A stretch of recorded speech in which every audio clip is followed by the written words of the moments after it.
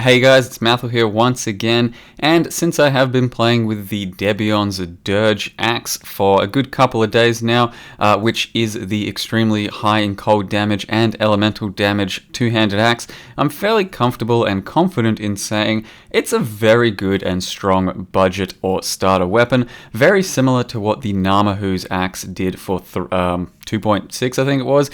It's basically the Namahu's of 3.0 is what I'm trying to say. It is extremely accessible, extremely cheap, and very strong to be able to build quite a lot of builds around it. As you can see here, I am running with Charge Dash, and the main focus of this build is Charge Dash, but also Cyclone when I kind of feel like swapping into Cyclone, and Cyclone may even be better. But the focus of the build is Charge Dash, as it's a new skill, and I've been having a lot of fun with it, and it's been pretty damn strong. So the character itself, not very expensive, quite a lot of it is just, pennies, a few chaos here or there. The axe itself only worth about 1 chaos or some shit, and you can see here that even with a modest level, I'm only about level 76 or so, doing Uberlab at Siri. The single target's pretty good, the clear speed is actually also fairly solid, though some people will disagree because it's not the fastest thing in the world. It does sometimes miss a few mobs here or there. Once you get a little bit of area from a Carcass Jack and probably a 6th link increased area gem, I think it should become an extremely satisfying skill to use. For me right now, it's just got a little bit not enough area, though I'm not too fussed about that. I've been having a lot of fun playing with it, and you can see it is fairly effective for clearing large packs and just kind of avoiding damage in general. You can see you can just ping pong around these bosses and they basically never hit you. It's a very sort of counterintuitive skill to begin with, but once you get used to it, it just starts to mow things down. And then alternatively, we do have Cyclone, which is very reminiscent of the old Namahu's Cyclone.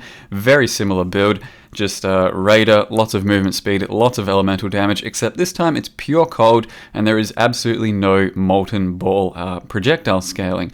So it's all cold damage, a lot of it getting converted from our cold steel jewel, which I'll go over in a second as well, and just other things like a frost bomb, as well as a wise oak, which we didn't previously have. And the biggest draw card for this build versus Namahu's is it doesn't take a Zoph's blood, whereas a Zoph's blood was pretty accessible and really strong for Namahu's back when it was first released. Nowadays, you can't really play Namahu's with a Zoph's blood unless you're going to invest about 10 exalts in one, and that means Namahu's is a lot weaker, and then this build comes up to around the same standard without paying anywhere near as much for something like that. So I haven't really taken the build or charge dash in general up to anything higher than tier 9 at this stage, I think, though I'm still only low level 80s and on some pretty budget stuff, barely a 5 link, all that sort of stuff. It has performed really well, really strong, and had pretty good single target for everything I've come across so far. At this stage, it's definitely performed better than Stormburst, which kind of is sad to say because I put a lot more effort into Stormburst, especially with the 6th link and trying to squeeze every bit of damage I could out of the build, while this one has been a bit more casual. I focused enough on defense for this tier of map, and there is still plenty of improvements to be made. Only on a 5 link, it does much better damage and single target and feels better to play. So that is unfortunate for Stormburst and does kind of give me the final contrast I needed for that skill compared to this skill as far as the new ones go, because this does perform just so much better. That said, it's quite largely based off of this axe, though I do think Charge Dash should work off of plenty of other different weapons like a High-Ons, maybe even just regular claws and daggers and all that. I think it definitely has more potential than a Stormburst does. And that said, Cyclone here as well feels pretty damn good. Doesn't have to be Debeon's Dirge Cyclone, but that said, it is a very strong weapon for Cyclone, and I'd say just about every skill in the game right now can be played with this axe.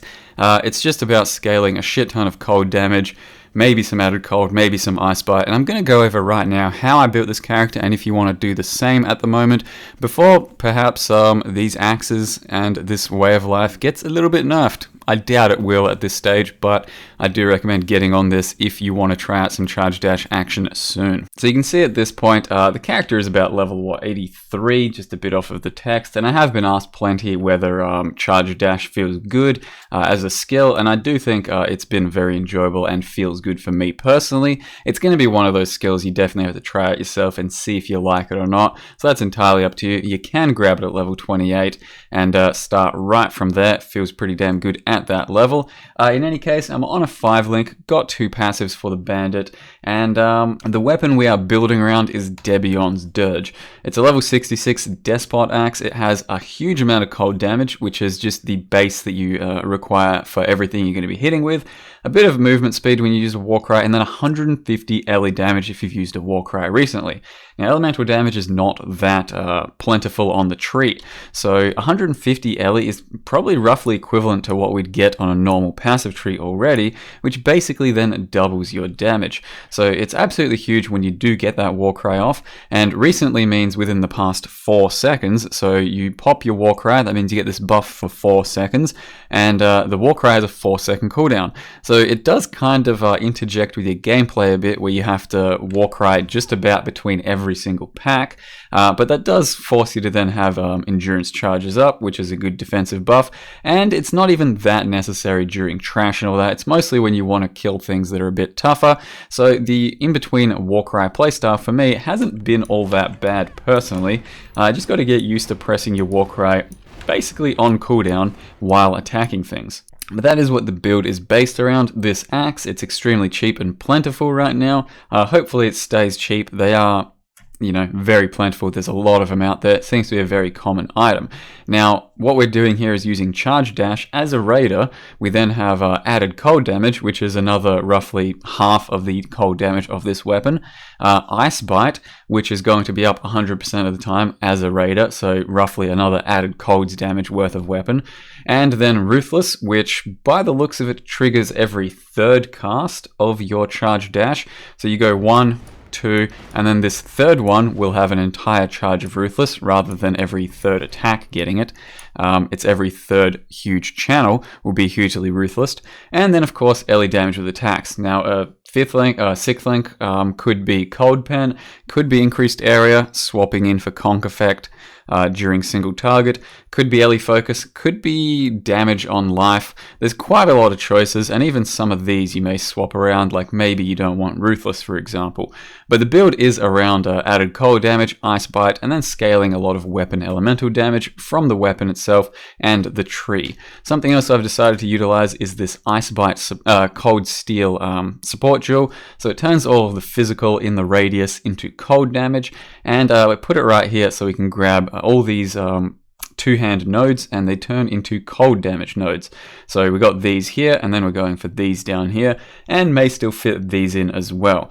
Like I said, there's not that much elemental damage on the tree, so something like this is a huge benefit to our cold damage, which you otherwise wouldn't really have too much of on the tree. So getting plenty of frenzies as a raider as always, and then converting that for huge amounts of cold damage. Now raider, of course, same as the Namahu's, just getting the frenzies over here, which are really good for movement speed, attack speed. And then the Avatar of the Veil, which makes you immune to elemental ailments, which is pretty damn good. Cold, shock immune, that's really useful.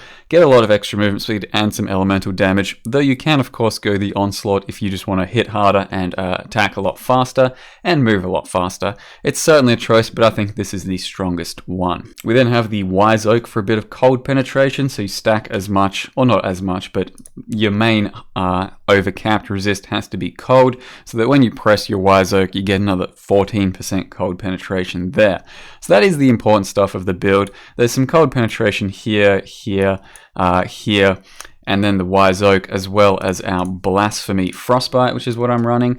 All of that in total gives you a fair amount of cold penetration, which is why I don't currently use cold penetration as a support gem, though you definitely can if you think you need to, or if you don't have one of these tools at your disposal.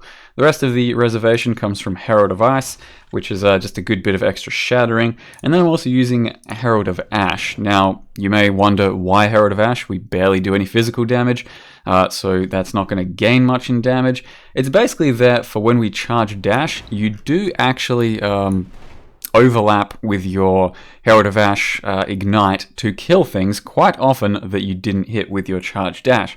So you attack a huge pack here, hit like 7 of the 10 guys. The other 3 may very well get burnt to death with the overkill damage, which happens quite a lot. So Herald of Ash has been very good for me, though you could drop it and drop this as well even, run something like a Grace. Hatred would be a bit of extra damage, and Arctic Armor. There's several other choices you can use for Reservation too. And the rest of the gear, as I mentioned, is pretty straightforward. There's not really too much going on here. Just try and get life and resist everywhere you can. Life, resist, attack speed on gloves. Life, resist, elemental damage with attacks on belt. Life, resist, movement speed. Elemental damage with attacks on rings goes a long way, and then elemental damage with the amulet goes a long way too. So when you have an item like this that has a huge amount of cold damage, and then you get a huge amount from added cold and ice bite, weapon elemental damage becomes very important, rather than added cold damage, for example, on your rings, because this scales another 30% over the top of all of that huge cold damage you have, which is something like 800 to 1000. That means that the additional percent damage is very huge for our build. And then on top of that, Carcass Jack gives you 50% area damage, another 20% area, which doesn't seem to be that significant, but it is nice.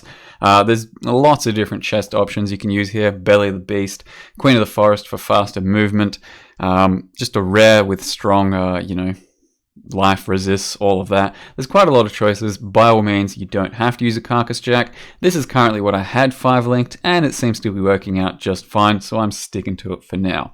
Our Leap Slam is over here with Fortify, Blood Magic, and faster attacks, because sometimes your flasks are down and it's not quite too efficient to charge dash as a travel skill. As you can see here, it's better to just Leap Slam around and also give you some Fortify action. Otherwise, we have Frost Bomb for some single target. You place that under whatever you're attacking for single target, and that's another minus 20 cold resist as long as that is pulsing. And yeah, Enduring Cry is the cry of choice. Herald of Ash over here, running an Ice Golem for some accuracy, and then our Ancestral Protector over here helps us out on single target with Ice Bite, Hypothermia, and Elemental damage with attacks. As well as that, he gives you 20% more attack speed while it's active, and that means you're going to be hitting more times when you charge through the little wind up here, so it gives you more single target that way as well.